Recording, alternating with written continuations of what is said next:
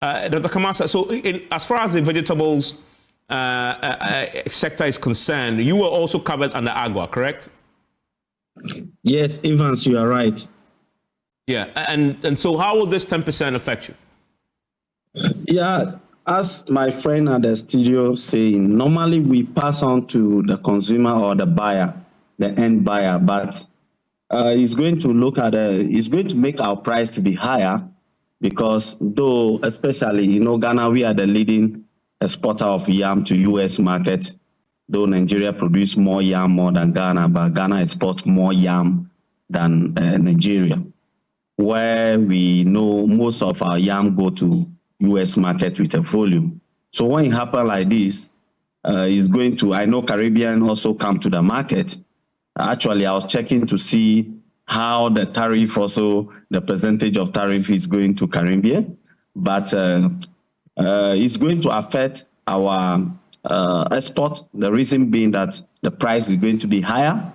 So the consumers, the buyer also, the distributor also is going to pass on the cost to the consumer because they are not going to be a lose side. So definitely it's going to affect our export market. And then when it's like that, it trigger down to our production because the volume we normally export is going to reduce.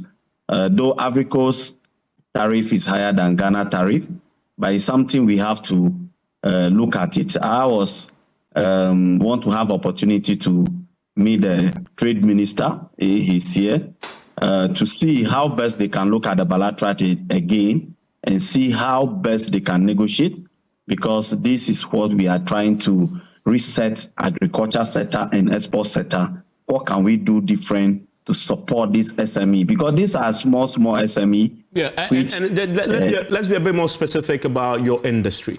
You say your production volumes will be affected because of this arrangement. How will that affect your ability to employ, your ability to scale up, and what would that mean for your pocket, the bottom line? Yeah, basically adding value to the yam sector, or it's not only the yam alone, even the cassava flour, there's a lot of cassava flour, there's a lot of gari also go to the export sector.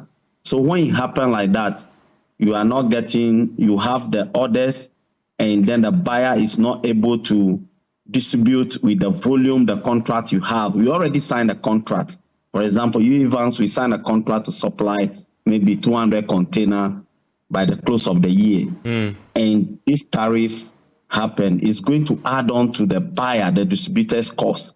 So he will pass on the cost to the consumer. So it's going to reduce in terms of the contract you have. When it happens like that, it triggers down to the production, because the yam, we normally aggregate the yam with the smallholder farmers because they also know the timeline of the export.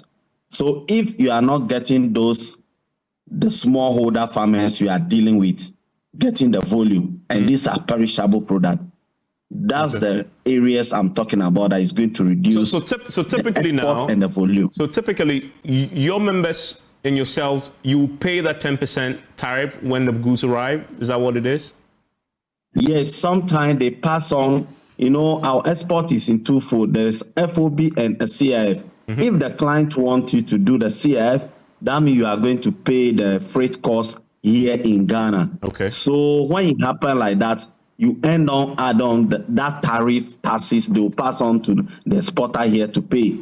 So your cost of the product, if you want to add on the cost to the buyer, then is going to be higher for the buyer to take the volume he'd be taking previously. He's not going to take that volume. Basically, that's all is going to be a challenge. So we are the end.